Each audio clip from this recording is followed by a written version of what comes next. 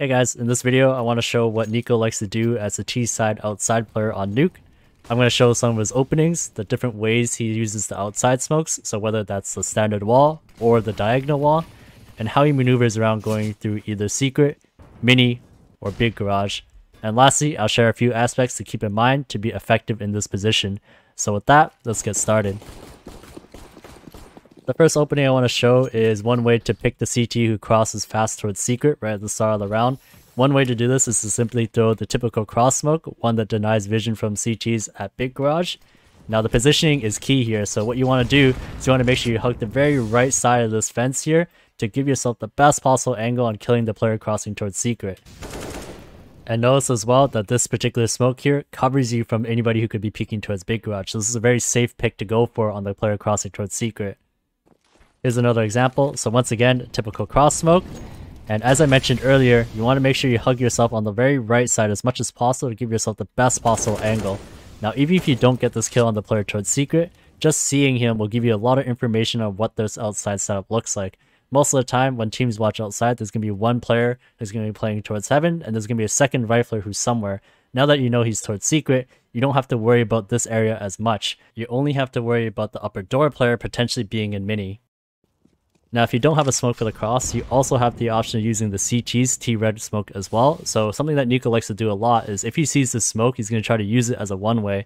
So here you're going to see him jump on top of the boxes. And as soon as he's on top of the boxes, he has a very clear advantage on anybody who's going to be peeking the smoke. And you can see from Bubble's point of view, he has no idea where he's getting shot from. So this is a great way to take advantage of a smoke that you don't even have to throw yourself. So as soon as you see the smoke thrown from the CTs, this is an option for you as well. Now let's look at incorporating the standard wall smokes. And when I talk about the standard wall smokes, I mean these ones in particular. So one for the cross and then two that connect from red to secret, basically forming a wall so that you can cross towards secret more easily. NiKo's throwing the initial cross smoke, but he has two other teammates here that are going to throw the remaining two smokes. So those are the two smokes that land between red and secret.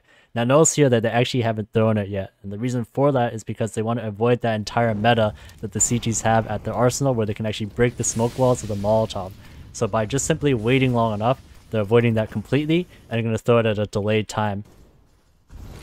The smokes go out, and notice right here for NiKo, instead of actually waiting for the smokes to bloom, he's actually going to peek before the smokes pop. He's going to peek as soon as they bounce.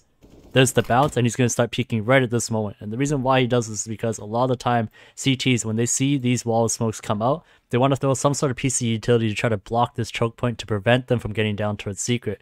And that's what NiKo is trying to exploit here. He's trying to exploit that particular timing to hopefully catch them with their nades in their hands.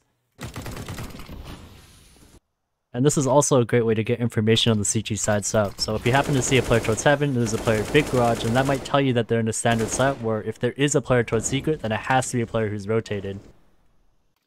Now alternatively, you may want to use what I like to call the diagonal smokes. Two of them are thrown from T-spawn, and the last one is thrown by the outside player off of T-red, which then form a diagonal.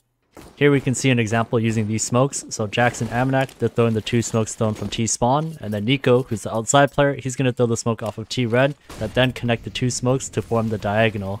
These smokes are intended to give you more room to work with than the standard wall, and you can very easily isolate a CT playing aggressive T-red without having to worry about the CT op big garage. And with these smokes, something that NiKo likes to do a lot is to actually jump on top of T-red and basically try to spot over the smokes. So here you can see he goes on top of T-red completely and tries to spot into the CT spawn area. And with these smokes, what this allows you to do is to not have to worry so much about CTs who could be peeking you from mini or anybody who could be peeking you from big garage. You only have to focus on the CT spawn area. Now just keep in mind that when you are out on top of T-red here, you are quite exposed, so anybody who tries to flash you through the smoke, or if somebody tries to peek you from secret, these are all counters you have to be aware of.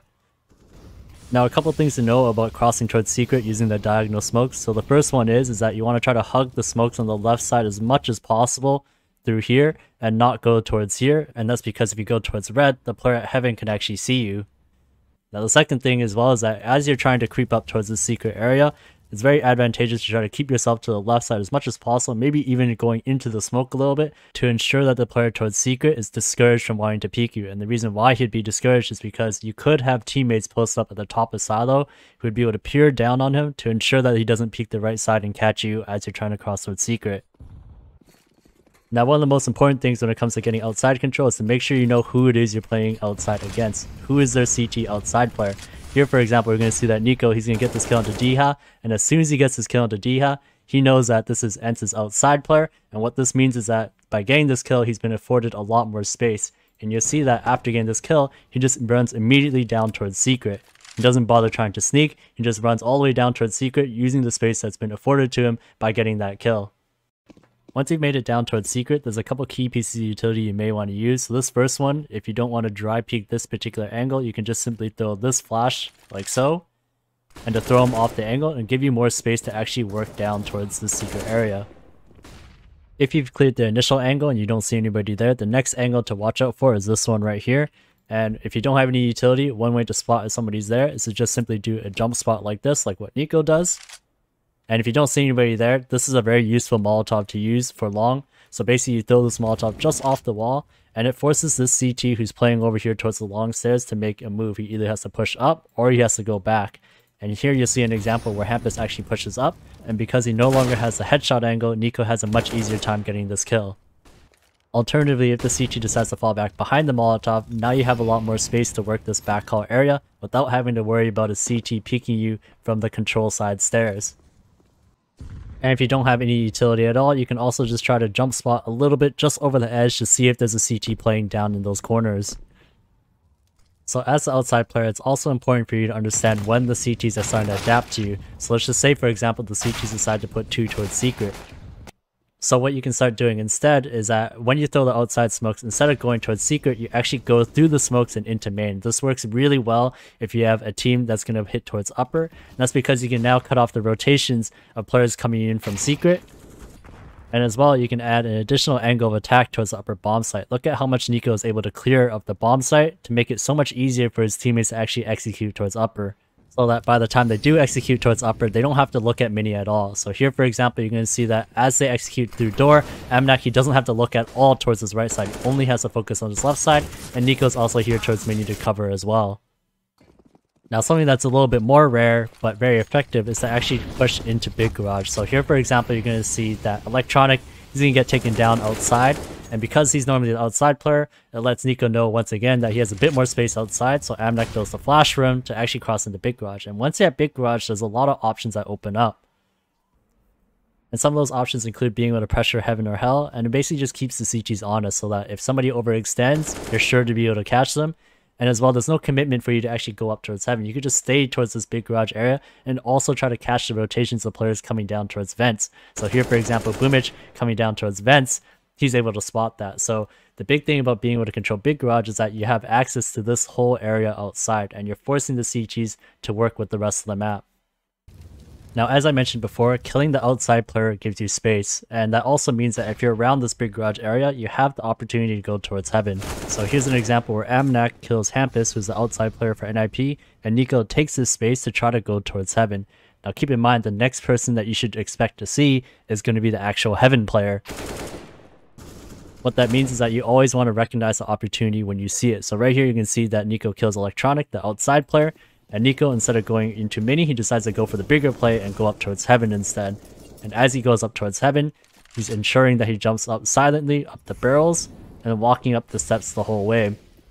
And when he gets to the top, he's going to go on top of the railing, giving himself a slightly elevated position than normal to ensure that he gets his kill on the player towards Heaven. And now that when he is in Heaven, he's giving his team a much greater chance of winning the round. Now, one of the things you want to make sure you do as the T outside player is to try to be as unpredictable as possible, and you can do this through repositioning. So right here, you can see that NiKo, he kills Fozy towards CT spawn, and instead of going up towards Heaven, he's actually going to go towards mini. And this is going to work out because he has a teammate that's actually going down through vent. So what he's going to do coming through mini is cut the rotation, and after he gets that kill, he's going to reposition again towards secret. You always want to make it hard for the CTs to figure out what your next move is. And as well, don't forget to adjust your timing. You don't always have to cut off every rotation with a head-on direct fight. You can also let them pass by and then come up behind them and find a timing where you can shoot them in the back, like what NiKo's doing here, where he's able to flank Perfecto from the back after he drops vents. Lastly, don't be afraid to use conditioning to your advantage. So let's just say, for example, you throw the double smokes here outside, and traditionally you always run along this right side of red. Maybe instead of going along the right side, you go along this left side here and try to catch somebody off guard towards mini. These are the kind of things that you want to be thinking of as the outside player. Alright guys, that's going to be it. Thank you guys so much for watching. If you guys enjoyed this video, please like, comment, subscribe. Thank you guys again. I'll see you guys next time.